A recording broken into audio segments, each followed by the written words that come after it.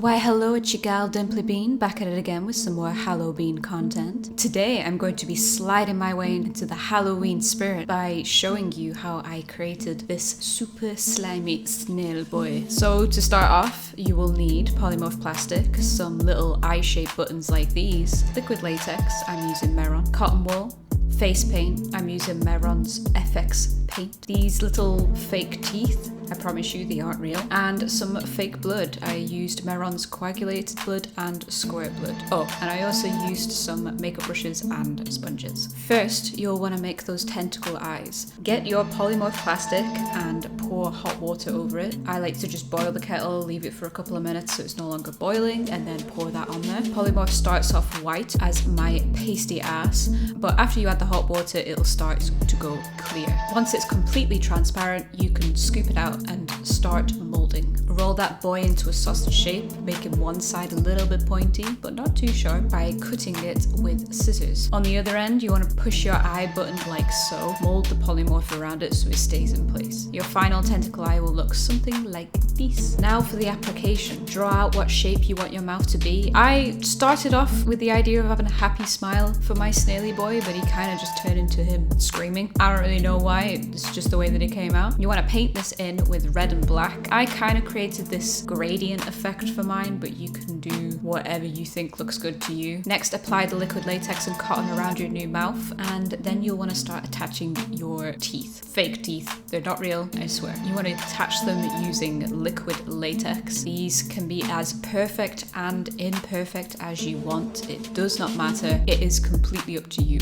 I added a little bit of coagulated blood around the teeth as well, just to make them look a little bit more gross. Once that's done, you can either leave it as it is or create a latex sheet to create a smoother outside area. I did this by layering liquid latex on a completely flat surface, waiting for it to dry, and then peeling it off. Apply this around the mouth, blending it out with more liquid latex, and finally covering the lot with foundation and a setting powder. And today's shout out goes to Black Melody. I absolutely love her work. It's the perfect combination of creepy and beautiful at the same time, so if that's up your alley, then go check her out. Next, create a more snail-like appearance by painting on a patterned skin. I used reference images for this, or if you want, you can just copy my design here. Slick back that hair for a nice greasy mop. I like to use a combination of conditioner and hair oil, so once I wash it out, my hair feels oh so lovely. And finally, apply the eyes. Apply a bit of foundation and brown face paint so they don't look as white, and slide these pointy end first beneath the latex and cotton. This part is a little bit fiddly, so take your time, layer on plenty of latex, and just keep doing that until they are solidly in place. And voila, you're now a slippery, slimy snail boy,